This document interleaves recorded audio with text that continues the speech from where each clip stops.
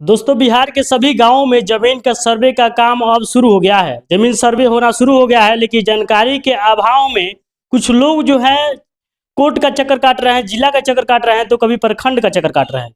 लेकिन आज इस वीडियो में पूरा प्रक्रिया बताने वाले हैं कि जमीन में कौन कौन सी कागज लगेगा, जमीन सर्वे में किन के नाम से कौन कागज लगेगा, कागज बनेगा कहाँ, और जो है जमा कहाँ होगा, रिसीव कहाँ होगा। लेकिन आपको बता दें कि कल हम कोर्ट गए थे, कोर्ट में देखे थे कि इतना भीड़ था अफिडेविट टिकट के लिए, बहुत ज़्यादा भीड़ था।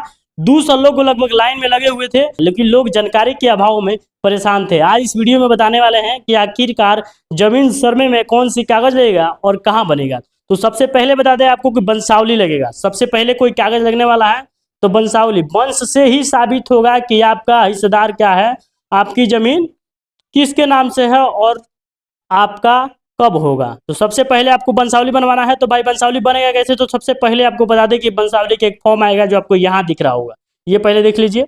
ये वंशावली का फॉर्म है, सीधे ऊपर लिखा है वंशावली प्रमाण पत्र। और वंशावली प्रमाण पत्र में सबसे पहले आपको यहाँ पे ग्राम कचहरी का नाम लिख देना है, उसके बाद प्रखंड का नाम, पंचायत का नाम, उसके बाद प्रखंड, जिला, उसके बाद सबसे पहले उसके नीचे लिखना है सविनय महाशय के नीचे उपयुक्त विषय में लिखना है आपको सबसे पहले आवेदक का नाम।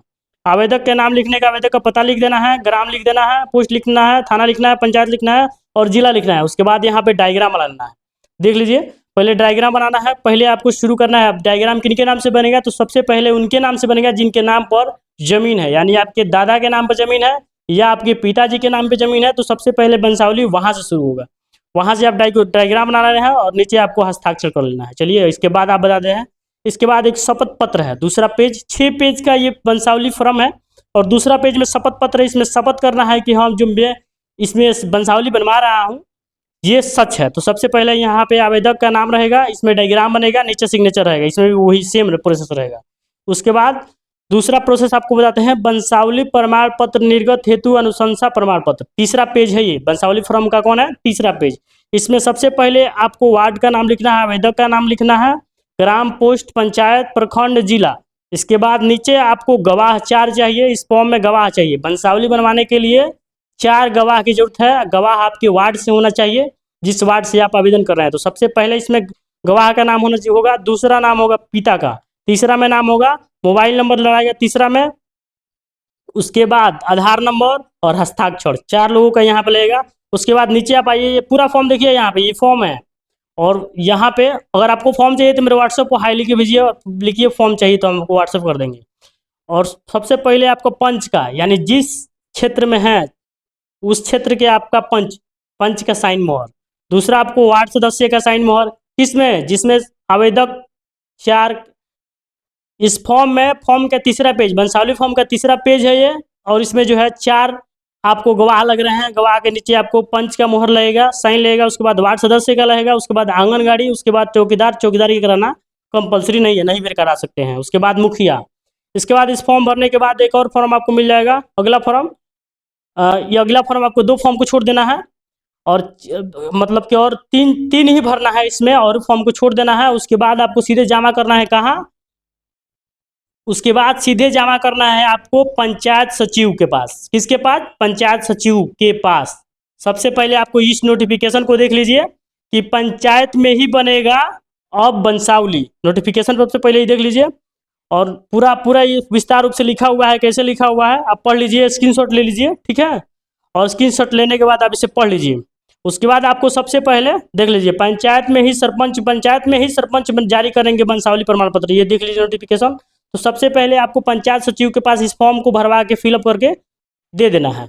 और फिलअप करने के बाद उसके बाद 7 दिन बाद आपको फिर जाके पंचायत सचिव से मिलना है। 7 दिन बाद पंचायत सचिव जब इस फॉर्म को लेंगे तो 10 रुपये लेंगे आपसे, 10 रुपये के चालान देंगे आपको। उसके बाद आपको जो है 10 रुपये चालान देने के बाद आपको चले आना है घर। 7 दिन के बाद फिर से भेंट करना है उनसे, पंचायत सचिव से। पंचायत सचिव करेंगे क्या कि पंचायत सचिव उस फॉर्म को लेकर सरपंच के पास जाएंगे, सरपंच उसमें जो है साइन मोहर करेंगे, स्थापित करेंगे, सरपंच ही बनाएंगे। और सरपंच बनाने के बाद दे देंगे आपको फिर से पंचायत सचिव के पास।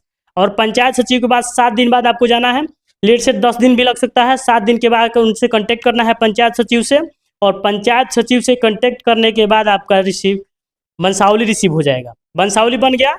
वंशावली बनने के प्रक्रिया आपको यहीं तक समाप्त करता है, क्योंकि वीडियो लंबा हो जाएगा।